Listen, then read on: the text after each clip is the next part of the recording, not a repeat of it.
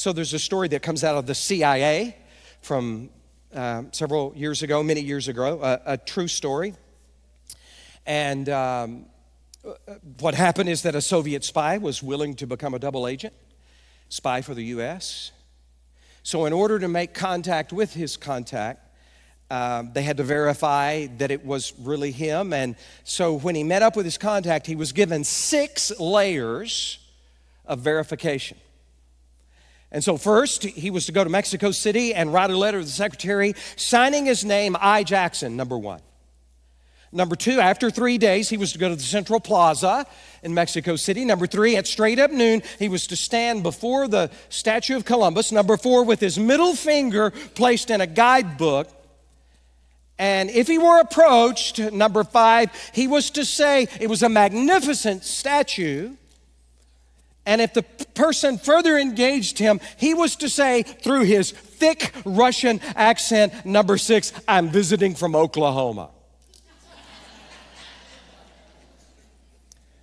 Now look, if you were standing there and you knew those 6 layers of verification, there is a 0% chance that you would say, yeah, I really doubt that's the guy we're looking for.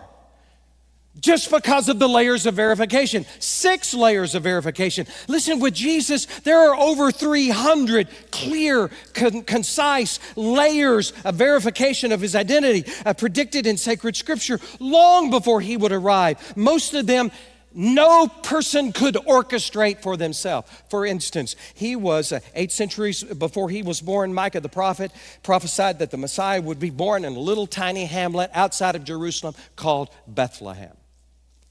Isaiah 53, written 750 years before Christ. Psalm 22, almost 1,000 years before Christ. Both predict a death by crucifixion for the Messiah before it was even invented. Persians didn't invent it for another 200 to 300 years after those were written. And Scripture predicts that he would be buried in a borrowed tomb and in a rich man's tomb, just as it happened.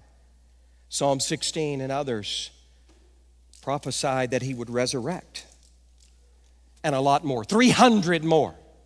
Now listen, no honest person could argue with the verification of 6 layers.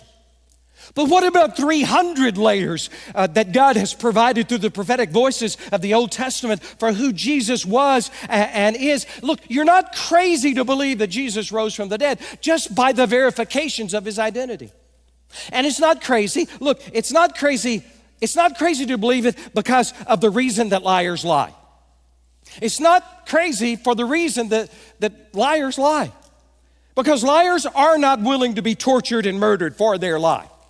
The lie that they are perpetrating. The lying that they know is a lie and they've been perpetrating. You know, they're just, once it comes to torture and murder, suddenly truth reigns. Think of the eyewitness disciples of Jesus. Did they all lie about it? They saw him arrested, tortured, executed, buried, and then out of the tomb 3 days later. I mean, think about why anyone lies. Think about it. They do it to get something, or they do it to gain something, or they do it to get out of something. Nobody lies knowing something is a lie and a hoax in order to be tortured and killed. People don't die for something they know is a lie. Of those 11 disciples who claimed to have seen him after his resurrection, by the way, some of them certified cowards, all gave their lives for the testimony that Jesus rose from the dead.